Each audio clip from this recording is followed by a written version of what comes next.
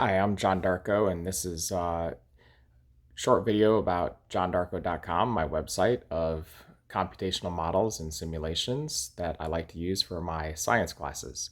So this will be a video of just an overview of what my website has to offer and how to use my simulations in your classroom very briefly. So here on either side, on the toolbar over here or underneath, are all the simulations that I have, and they cover a lot of the biology curriculum.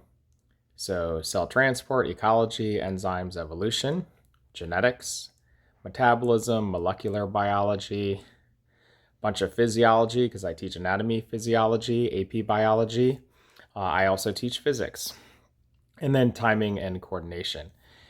In addition to that, I have a Google folder of activity sheets that go along with all of my simulations, or at least most of them. And that's there. So I have it under repository of activity sheets. And it's not real well organized, but there's a bunch there to kind of help student inquiry as they are using some of the simulations. So I'm going to just show you, let's see, I'm going to go to this photosynthesis model. And a lot of my simulations, I'll have some kind of background information. And so here, this is kind of what's happening is there's chloroplasts sitting in a test tube and then shining light on it. And then we're going to evaluate that in some way. So enter the model. Some more background information, but you can go right to the simulation. So here it is. So this is the interface of the simulation, and there are different buttons that you have here. And there are also a variety of sliders. All of these would be the independent variables. And those independent variables then will affect the different graphical outputs, and those would be the dependent variables.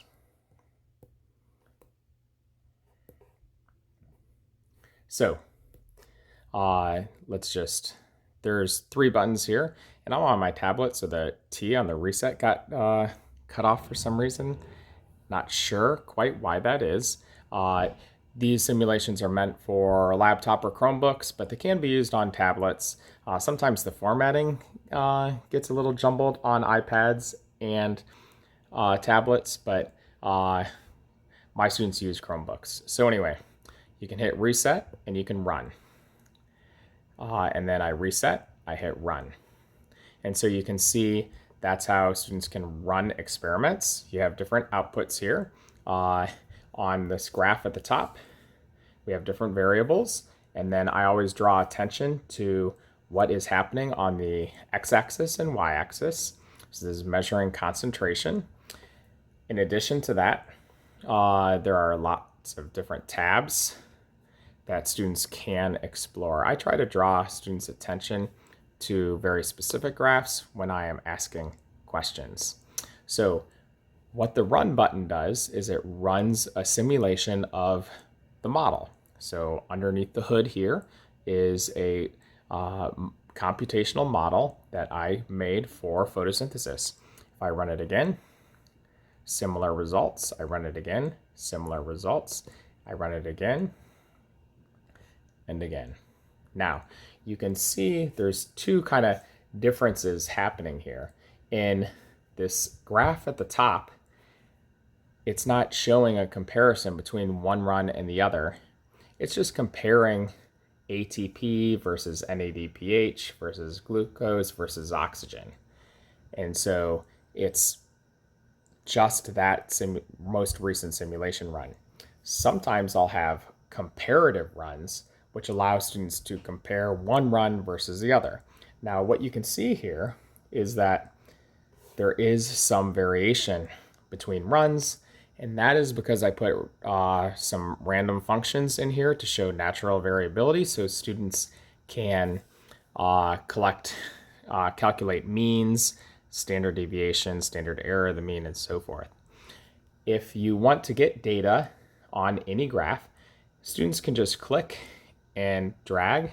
And so let's say at time 10, this is the different values of ATP is 14, glucose is 0. Similarly, here at 10, run 1 was 13.2, run 2, 14, run 3, 14.1, and so on and so forth. So I can reset, and I can do that again, and again, and again, and so on and so forth. Now, if I vary any of these variables, like let's say I reduce the carbon dioxide, I can run that and see how that changes things. I can reduce it even more. And one thing to pay attention to are a lot of my graphs will auto scale. So right now it's up to 50, ATP is up to 50, but let's run this again so you can see what's happening here. Let's see. Bump this all the way back up to 100. And so now it's going to 20. So you have to really pay attention to the differences here. And another thing to pay attention to is the dynamics that's actually happening. So it's kind of curious. Here it's only going up to 20 each time. But when I reduce the carbon dioxide and run it, the carbon dioxide, let's see, our overall values are increasing, like specifically ATP. And why is that? Really, the reason is only 1 unit of glucose, I believe, is being made in this instance, versus here, when I run this, I'm getting 1, 2 units of glucose. So it's using more of that carbon dioxide. Anyway, another feature that you can do is the live button. And this is great for when students are exploring a simulation. So I want to just explore carbon dioxide. Now the graphical outputs will change.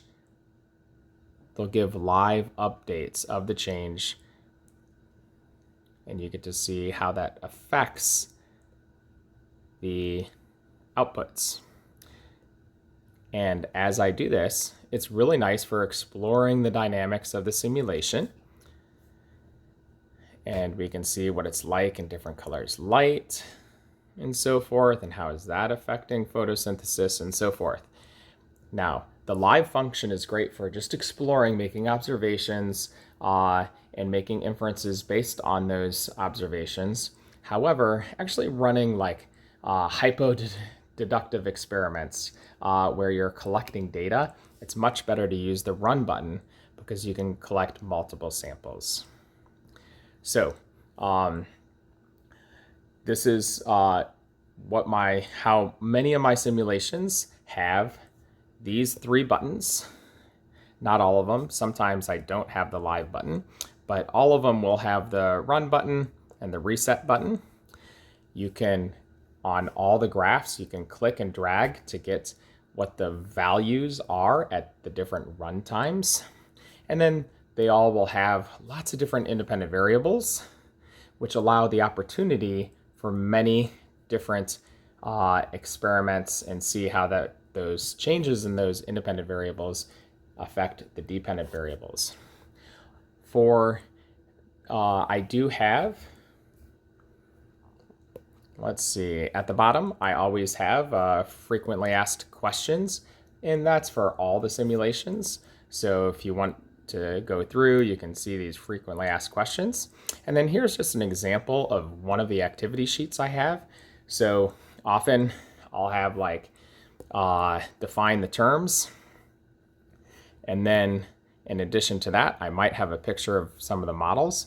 But many of my activity sheets, especially my more recent ones, I'll give options. So in this case, I have option A, hydrolysis. So in this one, students are testing, let's see, how could you test the idea that solar energy is required for the hydrolysis of water during photosynthesis? So it gives them, it's kind of guided inquiry, gives them something very specific to explore.